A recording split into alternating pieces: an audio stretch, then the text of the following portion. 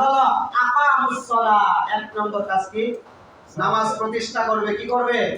নামাজ প্রতিষ্ঠা করবে, আকামুস সালাহ। দুই নম্বর হলো ওয়া আতাউজ যাকাত। দুই নম্বর হলো যাকাত দিবে। দুই নম্বর কি? যাকাত দিবে। তিন নম্বর হলো ওয়া আতুজ যাকাত ওয়া আমারু বিল মা'রুফ ওয়া নাহু আনিল মুনকার। তিন নম্বর হলো কাজ হলো সৎ কাজের আদেশ দিবে, অসৎ কাজের নিষেধ করবে। কি বলেন? কার কথা? আল্লাহর কথা। আল্লাহ তাআলার কথা, আমার কথা না ভাই, আল্লাহর কথা।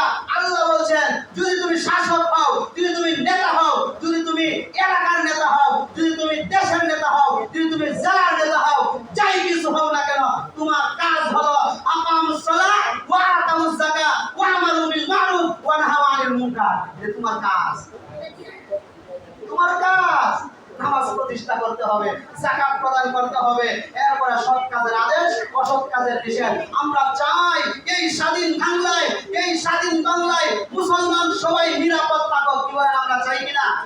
মুসলমানরা নিরাপদ থাকুক। মুসলমানের জান, মুসলমানের মাল, মুসলমানের টাকা, মুসলমানের সম্পদ, মুসলমানের পাওয়ার, মুসলমানের পাওনা সব কিছু যেন নিরাপদ থাকে। মুসলমানের সন্তান যেন তার বাবার হাতে নিরাপদ থাকে, সন্তানের কাছে যেন বাবা নিরাপদ থাকে, মাল যেন নিরাপদ থাকে। আমরা এটাই চাই।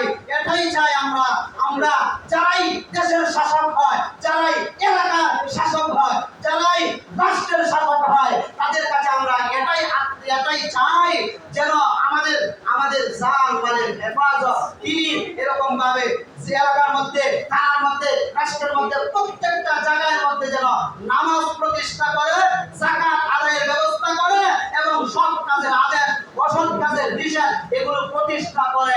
কোরআনের কথা।